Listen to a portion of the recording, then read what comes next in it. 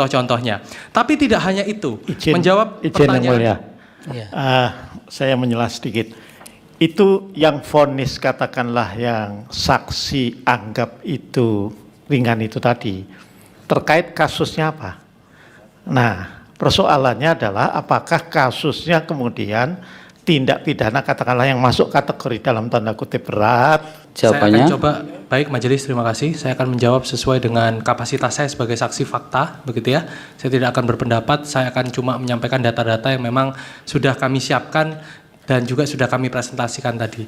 Apabila ada kebutuhan untuk menyampaikan secara tertulis, nanti kami akan susulkan. Pertama, saya akan menjawab secara kronologis pertanyaan yang sudah diberikan baik oleh tim kuasa pemohon maupun dari representasi atau wakil dari Presiden serta pihak terkait dari Panglima TNI. Ada persamaan dari pertanyaan pertama antara tim kuasa hukum pemohon dari pihak wakil dari Presiden maupun pihak terkait yaitu Panglima TNI yang menanyakan berkaitan dengan bagaimana cara atau bagaimana kami di Kontras gitu ya sebagai organisasi melakukan penyimpulan terhadap pemantauan sehingga kemudian tersebutlah apa yang kemudian didiskusikan hari ini, yaitu bahwa ada impunitas dalam konteks peradilan militer.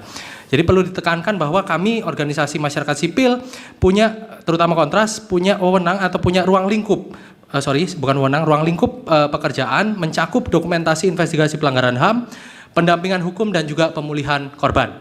Dan berangkat dari itu, Majelis Hakim yang saya hormati, kami melakukan pemantauan selama periode tahun 2023 hingga tahun 2025, menemukan setidaknya dari 20 yurisdiksi peradilan militer di 20 kota, terdapat 244 kasus atau vonis peradilan militer yang diadili peradilan militer yang melibatkan setidaknya 262 terdakwa. Nah, dari tren itu, Majelis Hakim yang kami hormati dan juga para pihak gitu ya, kami menemukan bahwa ada satu hukuman mati. Jadi tidak semuanya kemudian berorientasi pada hukuman yang minim, tapi juga ada hukuman berat, tapi cuma satu hukuman mati. Yang kedua, itu yang paling besar juga, ada 3 vonis penjara 15 tahun, 1 vonis penjara 20 tahun, 1 vonis penjara 10 tahun, 9 vonis penjara seumur hidup, 1 vonis penjara 8 tahun, 2 vonis penjara 5 tahun, dan yang paling banyak dalam vonis yang kami pantau gitu ya, dari 244 perkara tersebut, paling banyak adalah vonis penjara 3 bulan dan 10 bulan, yakni 20 vonis atau 20 putusan peradilan militer. Jadi kalau kita melihat tren dari vonis tersebut, kita bisa melihat, jadi itu adalah satu kesimpulan atau satu bangunan argumentasi bahwa keadilan tidak hadir dalam bentuk vonis yang tadi kami sampaikan contoh-contohnya. Tapi tidak hanya itu, menjawab pertanyaan. Yang mulia. Saya menjelas sedikit. Itu yang vonis katakanlah yang saksi anggap itu ringan itu tadi, terkait kasusnya apa?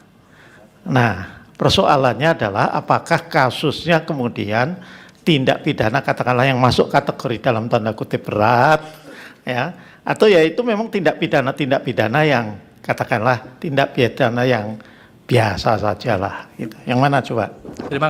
Terima kasih Majelis Anggota Hakim. Yang pertama, 15 putusan terkait tindak pidana pembunuhan yang melibatkan 15 terdakwa dengan rentang vonis hukuman 1 tahun penjara hingga hukuman paling berat yakni hukuman mati. Yang kedua, terdapat 11 putusan terkait tindak pidana pembunuhan berencana yang melibatkan 11 terdakwa dengan rentang vonis hukuman 4 tahun penjara hingga penjara seumur hidup, dan terdapat 18 putusan terkait tindak pidana penganiayaan yang melibatkan 236 terdakwa dengan rentang vonis hukuman kurungan 1 bulan 20 hari hingga penjara selama 10 tahun. Saya lanjutkan, pertanyaan kedua dari pihak terkait, yakni dari Panglima TNI, terkait dengan proses hukum dan juga vonis hukum dalam tragedi Kanjuruhan. Kami mengetahui karena kami melakukan pemantauan terhadap kasus tersebut, tapi yang bisa saya sampaikan dalam sidang hari ini adalah kami merasa bahwa proses hukum yang selama ini dilakukan oleh atau proses hukum di mana kemudian tersangkanya atau terdakwanya berasal dari institusi negara, baik itu kepolisian maupun Tentara Nasional Indonesia, tidak mencerminkan rasa keadilan. Karena hampir mayoritas kasus-kasus yang kemudian menjadi domain adalah kasus publik, adalah kasus yang masuk dalam kasus pelanggaran hak asasi manusia, itu semuanya tidak mencerminkan rasa keadilan, baik itu dalam proses hukumnya secara formil maupun material, maupun tren vonis putusannya. Dan yang ketiga, tadi pertanyaannya. Izin Pak Ketua, kalau itu melibatkan polisi, kan itu ada di peradilan umum. Berarti betul, yang tidak mencerminkan keadilan itu bukan hanya di peradilan militer dong. Itu. Terima kasih anggota majelis, itu yang saya tadi mau sampaikan. Sebenarnya kita tidak melihat disparitas peradilannya. Memang dalam konteks hari ini yang kami coba pantau, baik itu dalam ruang lingkup peradilan umum maupun peradilan militer, kalaupun terdakwanya atau tersangkanya adalah anggota institusi negara, dia tidak mencerminkan rasa keadilan dari tren vonis maupun prosesnya. Dan yang kedua, menurut kami berangkat dari pengetahuan lalu juga pengalaman kami melakukan pemantauan, yang juga menjadi keresahan kami selama ini adalah bagaimana proses hukum, baik itu proses hukum secara peradilan umum melalui mekanisme umum maupun mekanisme peradilan militer, itu sepatutnya juga perlu untuk diperhatikan proses-proses dalam mencapai keadilan setinggi-tingginya atau keadilan hakiki. Jadi saya tidak maksudnya dalam forum ini tidak berpendapat, tapi kami menyampaikan fakta-fakta yang selama ini kami pantau berdasarkan pengalaman kerja-kerja dari organisasi Kontras. Saya lanjutkan, pertanyaan terakhir dari pihak terkait berkaitan dengan proses pengadilan hak asasi manusia yang ternyata terbukti melakukan atau membebaskan para terdakwa, baik itu dari tingkat pertama maupun banding. Kami memantau seenggaknya 4 pengadilan HAM, karena hanya 4 pengadilan hak asasi manusia yang terjadi di Republik ini, yaitu untuk kasus Tanjung Priok, lalu kasus Abipura di Papua, kasus Timor Timur, dan juga kasus Paniai yang kasusnya terjadi tahun 2014. Jadi kalau menurut hemat kami, berangkat dari pengetahuan dan juga pengalaman kami melakukan pemantauan terhadap 4 pengadilan hak asasi manusia tersebut, kelemahan dari proses atau dari tren vonis, proses maupun kemudian putusan dari majelis hakim pengadilan HAM, karena kurangnya pemahaman nilai maupun teknikalitas terkait hak asasi manusia oleh aparat penegakan hukum, mulai dari proses penyelidikan, penyidikan, penuntutan, hingga proses dalam pengadilan hak asasi manusia sendiri. Bahkan kami kutip gitu ya, dalam konteks riset atau kajian yang dibentuk oleh Transitional Justice Initiative, sebuah lembaga koalisi internasional, menyatakan bahwa Undang-Undang 26 2000 soal pengadilan HAM adalah undang-undang yang intend to fail.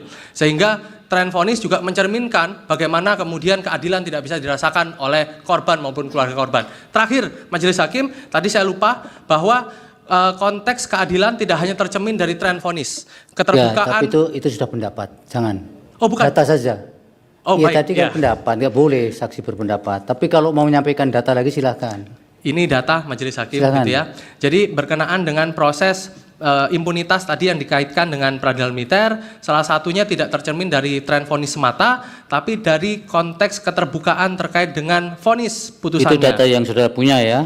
Betul. Bukan analisa atau kesimpulan ya? Kami melakukan Ya, mekanisme berdasarkan Undang-Undang Keterbukaan Informasi Baik, Publik, terima kasih. sehingga kami juga kerap kali meminta permohonan informasi publik untuk melakukan analisa terhadap vonis peradilan militer. Ya, cukup, yang sudah. mana pada akhirnya jawaban tersebut seringkali diberikan jawaban yang terbatas, informasi dikecualikan. Padahal mekanisme KIP merupakan upaya yang sah dan diatur dalam undang-undang bagi publik Ya. untuk meminta transparansi. Terima kasih. Baik, ahli Prof. Agus Surono silakan.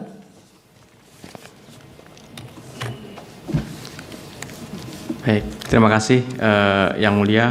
Pertama, saya ingin menanggapi berkaitan dengan pertanyaan dari kuasa hukum pemohon. Tadi ada 2 kalau tidak salah, bahwa saya berpandangan berkaitan dengan frasa tindak pidana itu saya menyampaikan berkaitan dengan norma, adresat norma pasal 9